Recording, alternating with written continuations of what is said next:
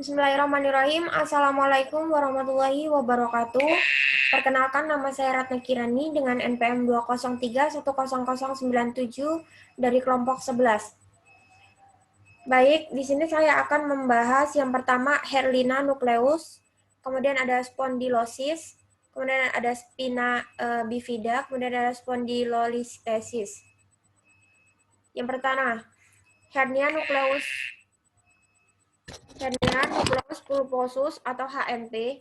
Rubin 2016 menyatakan bahwa hernia nucleus pulposus adalah pulpas discus intervertebralis melalui robekan di sekitar annulus fibrosus. Robekan tersebut menyebabkan nyeri ketika diskus menimpa akar saraf terdekat. Terjadi radikulopati segmental dengan prestesia dan kelemahan di tempat distribusi akar saraf yang terkena. Etiologi. Dengan meningkatnya usia terjadi perubahan degeneratif yang mengakibatkan kurang lentur dan tipisnya nukleus pulposus karena adanya suatu trauma derajat sedang yang berulang mengenai diskus intervertebralis sehingga menimbulkan sobeknya annulus fibrosus. Patofisiologi. Herniasi diskus dapat mengganggu sensorik, motorik, atau fungsi autonomik dari sistem saraf. Herniasi melibatkan penonjokan nukleus pulposus, komponen dalam diskus intervertebralis dari gelatin. Melewati robekan di annulus fibrosus, lapisan yang menutup kuat bagian luar diskus protrusi ke dalam ruang extradura biasanya memberikan tekanan pada akar saraf atau medula spinalis di bagian lateral, sehingga mengganggu konduksi saraf. Epidemiologi. Herniasi diskus biasanya terjadi pada orang dewasa, kebanyakan pada pria di bawah 40 tahun. Sekitar 90% herniasi diskus terjadi di daerah lumbai atau lumbosakral, 8% cervical, dan 1% sampai 2% turokal. Rubin 2016. Hernia diskus cervicalis adalah penyebab umum nyeri leher dan lengan pada dewasa muda. Bird 2008 menyebutkan bahwa kejadian tahunan hernia diskus cervical diperkirakan mencapai 5,5 per 100.000 orang. Kadang lebih tinggi untuk jenis kelamin laki-laki dan pada sering terjadi antara usia 45 dan 54 tahun. Akar saraf yang paling sering terlibat adalah C7 dalam 70% kasus dan C6 20% kasus. 10% lagi adalah kompresi di akar saraf C5 dan C8. Faktor resiko. Moini 2011 menyebutkan 3 penyebab utama hernia diskus intervertebralis adalah yang pertama, trauma berat atau tekanan yang berulang, kedua degenerasi sendi intervertebralis, kemudian ada postur dan fungsi tubuh yang salah karena mekanika yang buruk dan berulang-ulang selama bertahun-tahun. Sejumlah faktor predisposisi telah diidentifikasi yaitu merokok, gaya hidup standar, riwayat mengangkat beban berat, berjongkok, terlalu banyak membungkuk, keterlibatan dalam olahraga, kontak fisik, dan pengemudi di jalan yang tidak rata. Penata laksanaan konservatif. Penata laksanaan herniasi diskus cervical dapat dilakukan dengan rehabilitasi fisik dan obat-obatan. Service soft collars, agen antiinflamasi, steroid oral, rehabilitasi fisik semuanya tepat diberikan dalam jangka waktu pendek karena lebih dari 90% pasien dengan gejala radikulopatik mengalami perbaikan dengan penata laksanaan ini. Penata laksanaan operatif, ACDF dan foraminotomi serta disektomi posterior adalah operasi tulang belakang yang paling sederhana, populasi dan paling efektif yang pernah diciptakan. Indikasi yang umum diterima untuk disektomi servikal meliputi myelopati dan radikulopati yang persisten yang tidak responsif terhadap tindakan konservatif Steinman dan Benzel 2016. Komplikasi. Saraf kejepit yang tidak ditangani dapat menyebabkan nyeri makin memburuk dan membuat penderita sulit beraktivitas, serta komplikasi lain di bawah ini. Inkontinensia urin dan inkontinensi tinja, hilang sensasi di area sekitar dubur dan paha bagian dalam, kerusakan saraf permanen yang menyebabkan kelumpuhan. Prognosis. Pada pasien yang menjalani operasi laminektomi memiliki angka moralitas 0,3%, Pasien yang mendapat terapi dini dan agresif memiliki prognosis keseluruhan yang lebih baik. Pencegahan. Berolahraga secara teratur, terutama jenis olahraga yang dapat menguatkan otot serta sendi di tungkai dan punggung, misalnya berenang. Menjaga postur tubuh yang baik, seperti duduk dengan punggung yang tegak atau mengangkat beban dengan posisi yang benar. Spina bifida. Spina bifida atau yang dikenal juga dengan myelodysplasia atau reticulosis adalah salah satu jenis dari efek tuba neural atau neural tuba defect yang paling sering terjadi, bersifat non-letal dan non-kromosomal. Kondisi ini ditandai dengan penutupan tuba neural yang tidak sempurna pada bagian kaudal lubang neural atau neuropore. Pada minggu keempat perkembangan janin, kegagalan menutup ini menyebabkan paparan berkepanjangan cair ketuban pada tuba neural yang berkunjung pada kematian sel neuron, sehingga menghasilkan defek neurologis yang tergantung dari level neurologis mental yang terkena.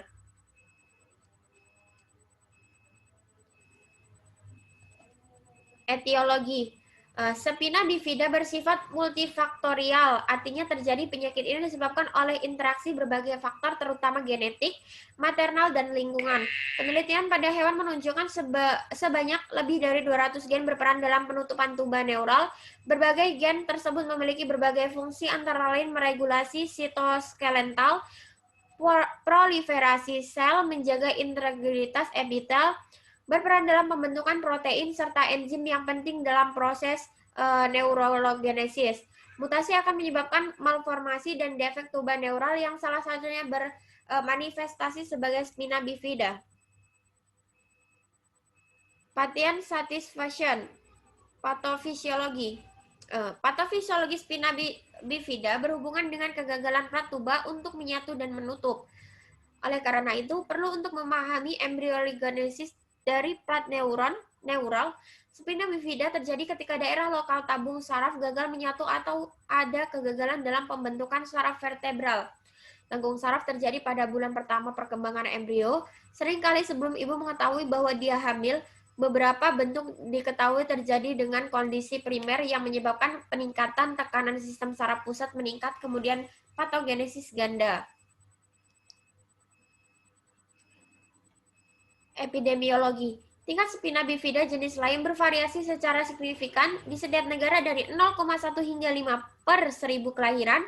Rata-rata di negara maju terjadi pada sekitar 0,4 per 1000 kelahiran. Di Amerika Serikat mempengaruhi sekitar 0,7 per 1000 kelahiran. Dan di India sekitar 1,9 per 1000 kelahiran. Sebagian dari perbedaan ini diyakini karena ras, dengan ras Kaukasia berisiko lebih tinggi, dan sebagian lagi karena faktor lingkungan. Ini paling sering terjadi pada orang Keltik atau 12,5 per 10.000 kelahiran hidup, dan jarang terjadi pada orang Asia dan orang keturunan Afrika. Faktor resiko. Secara umum, faktor resiko terjadinya spina bifida dapat dibagi menjadi dua, yaitu faktor maternal dan faktor lingkungan. Faktor maternal yang meningkatkan risiko terjadinya spina bifida antara lain faktor nutrisi, rendahnya asupan asam folat, metionin, kolin, vitamin B12, zinc, dan vitamin C. Diet, konsumsi inositol, gula sederhana, dan air klorinasi, kebiasaan merokok, alkohol, dan kafein, kondisi hipertemia, konsumsi obat-obatan, terutama asam valproat, penyakit atau gangguan yang dialami oleh ibu seperti diabetes gestasional atau obesitas. Faktor lingkungan. Nah, faktor lingkungan yang berkontribusi terhadap peningkatan risiko spina bifida pada janin adalah polusi udara, baik di dalam maupun luar ruangan, terutama CO dengan NO2, pestisida, pelarut organik senyawa yang berkontaminasi, nitrat hidrokarbon, poliskritik aromatik. Faktor lingkungan atau non-genetik juga memiliki peran penting dalam terjadinya spina bifida. Faktor lingkungan biasanya memiliki peran pada janin yang sudah memiliki kelainan genetik, sehingga lingkungan lebih berfungsi sebagai faktor predisposisi. Selain faktor genetik, faktor maternal merupakan etiologi spina bifida yang krusial. Beberapa faktor maternal yang berperan antara lain diet, kebiasaan seperti alkoholisme, dan konsumsi obat antiepilepsi seperti asam valproat. Penata laksanaan. Penata laksanaan utama spina bifida khususnya tipe aperta adalah tindakan operasi dalam 48 jam pasca lahir untuk mencegah infeksi.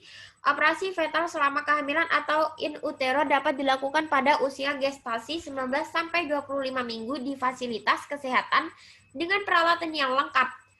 Selain tindakan operatif, tata laksana perlu dilakukan secara multidisiplin untuk meningkatkan kualitas hidup penderita. Komplikasi.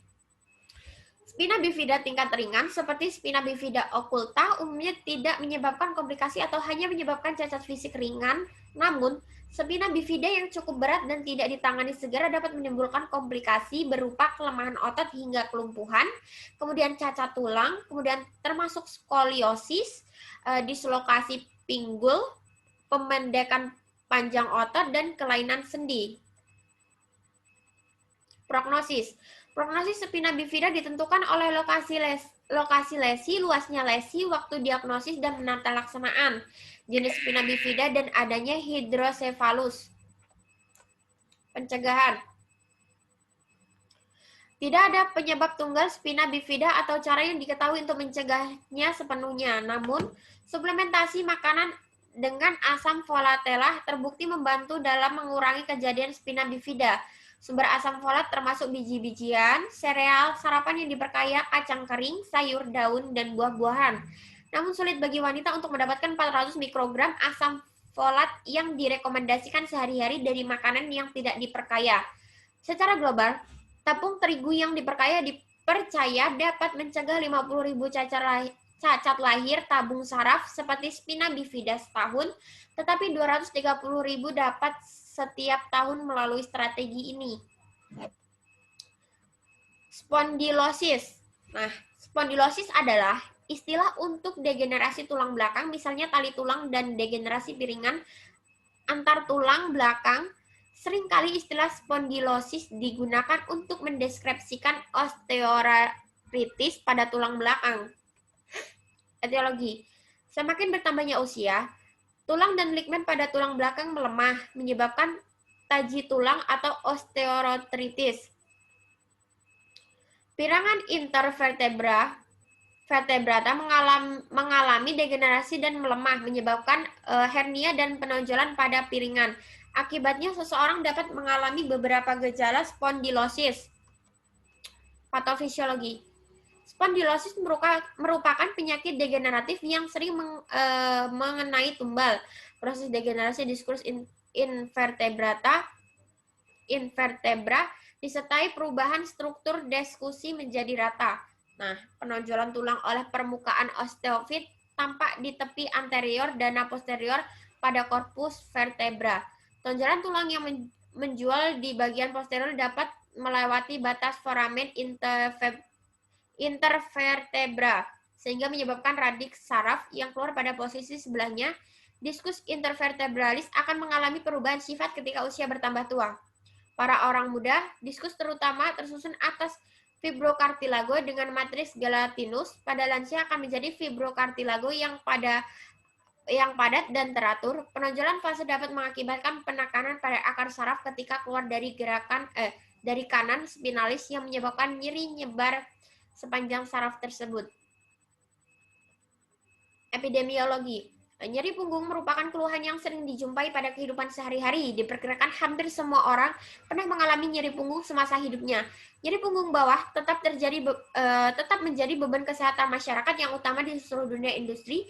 Dari data epidemiologi menunjukkan nyeri punggung bawah masuk pada urutan yang ke-19 dari persentase 27% dan prevalensi dirasakan seumur hidup sebanyak 60%. Demolin 2012. Menurut World Health Organization atau WHO, 2-5% dari karyawan di negara industri tiap tahun mengalami nyeri punggung bawah, dan 15% dari absenteisme di industri baca serta industri perdagangan disebabkan oleh nyeri punggung. Faktor resiko. Ada beberapa faktor risiko untuk spondilosis, yaitu yang pertama, kelebihan berat badan, cedera atau trauma pada sendi, predisposisi genetik. Orang yang memiliki pekerjaan atau berolahraga yang memberikan stres berulang pada sendi tertentu, usia, gejala, sering kali dilaporkan pertama kali di antara usia 20 sampai 50 tahun. Lebih dari 80% di atas orang memiliki bukti 80% orang di atas 40 tahun memiliki bukti spondilosis pada studi X-ray jenis kelamin. Untuk orang 40 tahun, osteoartritis lebih umum terjadi pada pria setelah usia 45 tahun, lebih sering ditemukan pada wanita. Penata laksanaan. Pemeriksaan fisioterapi pada kasus low back pain akibat spondilosis lumbal meliputi infeksi atau statis dan dinamis. Palpasi, pemeriksaan gerak, aktif dan pasif, pemeriksaan nyeri, pemeriksaan kekuatan otot, pemeriksaan lingkup gerak sendi, tes provokasi, tes strike slicing atau SLR atau tes Lesigue, tes Brengren, tes nyeri, tes Palsava, pemeriksaan kemampuan fungsional, Deguy-Betz, Big Pain Disability Scale, problematika fisioterapi adanya nyeri tekanan dan gerak pada darah lumbal 4-5, adanya keterbatasan lingkup gerak sendi, adanya penurunan kekuatan otot, adanya penurunan kemampuan fungsional. Selanjutnya, komplikasi. Kelainan tulang belakang ini dapat menyebabkan komplikasi. Berikut ini komplikasi spondilosis yang mungkin terjadi adalah stenosis tulang belakang, kondisi penyempitan saluran saraf pada tulang belakang yang menyebabkan gejala mati rasa, kesemutan atau kelemahan pada kaki, radikulopatis cervix, perubahan pada cakram atau tulang di punggung yang menyebabkan saraf terjepit sehingga menimbulkan nyeri, mati rasa, dan hipersensitivitas pada punggung, myelopati spondilotik, cervix sumsum tulang belakang yang terkompresin atau terjepit sehingga menimbulkan nyeri dan mati rasa pada tungkai kaki. Skilosis, ada hubungan antara kelainan tulang belakang ini dengan skilosis, yaitu melengkungnya tulang belakang ke arah samping sehingga tulang belakang membentuk huruf S dan C.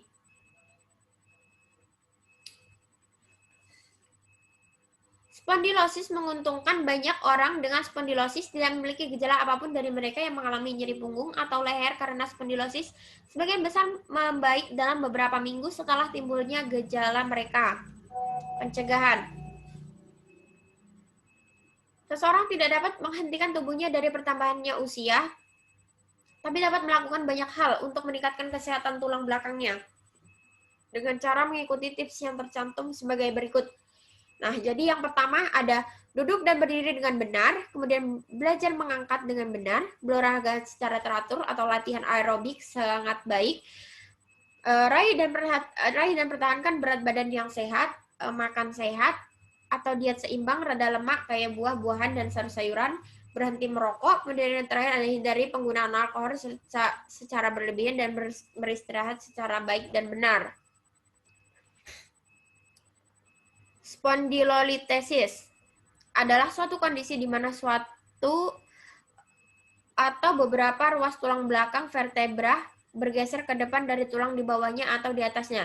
Secara umum, pergeseran ruas tulang belakang ini terjadi di daerah tulang belakang lumbal, yaitu pada tulang vertebra L4 sampai L5, vertebra lumbal 4 sampai 5 dan atau L3 sampai L4, vertebra lumbal 3 sampai 4. Namun, pada vertebra lain pun, pergeseran ruas tulang belakang ini dapat terjadi.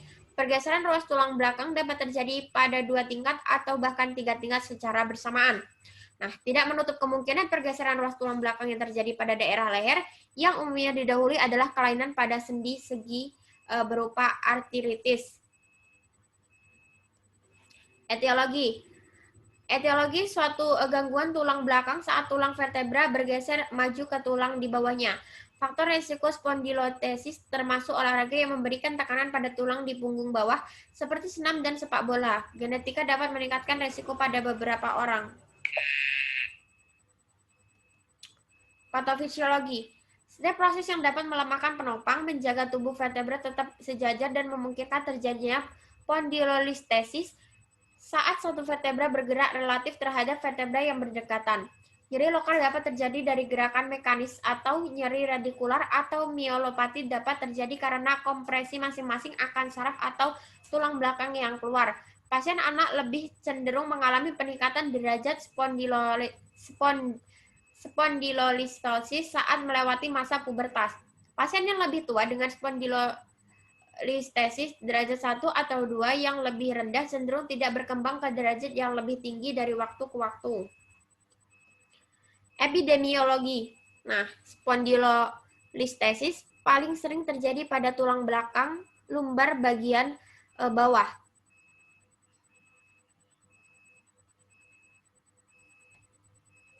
Tetapi juga dapat terjadi pada tulang belakang leher dan jarang, kecuali trauma pada tulang belakang toraks. Spondylolistosis degeneratif lebih banyak terjadi pada orang dewasa dan lebih sering terjadi pada wanita dibandingkan pria dengan peningkatan risiko pada obesitas. Spondylolistosis istemik lebih sering terjadi pada populasi remaja dan dewasa muda, tetapi mungkin tidak dikenali sampai gejala berkembang di masa dewasa. Ada prevalensi yang lebih tinggi dari spondylolistosis istemik pada laki-laki. Spondylolitis dysplastik lebih sering terjadi pada populasi anak-anak dengan perempuan lebih sering terkena daripada laki-laki. Perkiraan prevalensi saat ini adalah 6-7% untuk isthmic spondylolitis pada usia 18 tahun dan hingga 18 derajat dari pasien dewasa yang menjalani MRI tulang belakang lumbar. Spondylolitis derajat 1 menyumbang 75% dari semua kasus. Spondylolitis paling sering terjadi pada tingkat L5 sampai S1 dengan translasi anterior dari tubuh vertebral L5 pada tubuh S1 vertebral. Level L4 sampai 5 adalah lokasi paling umum kedua untuk spondylolitis. Selanjutnya ada faktor resiko. Ada sejumlah faktor resiko yang bisa meningkatkan resiko seseorang mengalami spondylolitis. Di antaranya yang pertama menderita penyakit sendi atau tulang, misalnya radang sendi dan spondylosis. Melakukan olahraga yang memberi tekanan atau regangan berlebih pada tulang belakang, misalnya senam dan angkat besi. Kemudian memiliki keluarga yang juga menderita spondylolitis. Spondylolitis juga diketahui lebih sering menyerang wanita, terutama yang berusia 50 tahun ke atas. Penata laksanaan. Penata laksanaan spondylolitis tergantung pada usia, penyebab, tipe, dan derajat, serta tingkat morbiditas gejala klinis pasien. Tujuan utama penata laksanaan adalah mengurangi morbiditas dan menekan progresivitas penyakit hingga tercapai remisi. Penanganan terdiri dari beberapa terapi konservatif dan operatif, sedangkan spondylolitis tipe patologis membutuhkan terapi sesuai penyakit yang mendasari. Komplikasi spondylolitis bisa menyebabkan komplikasi serius bila dibiarkan tidak ditangani. Komplikasi itu meliputi nyeri punggung bawah yang berkepanjangan, kifosis atau lengkungan tulang belakang yang tidak normal, kemudian kesulitan mengontrol buang air kecil dan buang air besar, kerusakan permanen pada saraf tulang belakang, mati rasa, hingga kelumpuhan pada kaki. Prognosis. Mayoritas mengalami perbaikan klinis dengan pelaksanaan konservatif trauma pada spondylolitis istemik grade 1 dan 2. Spondylolitis bukan merupakan suatu kondisi yang mengancam jiwa, tetapi dapat menurunkan kualitas hidup penderita. Pencegahan. Meski spondylolitis sulit dicegah, beberapa langkah berikut dapat Anda lakukan untuk mengurangi risiko terjadinya kondisi ini. Yang pertama, mempertahankan berat badan ideal agar tidak membebani tulang belakang. Kemudian mengonsumsi makanan bergizi seimbang untuk menjaga kesehatan tulang. Kemudian rutin berolahraga, terutama olahraga untuk melatih kekuatan otot punggung, serta menghindari olahraga yang berisiko mencederai tulang belakang. Terima kasih. Sekian yang dapat saya sampaikan. Apabila ada kurang dan lebihnya, saya mohon maaf. Saya akhiri. Wassalamualaikum warahmatullahi wabarakatuh.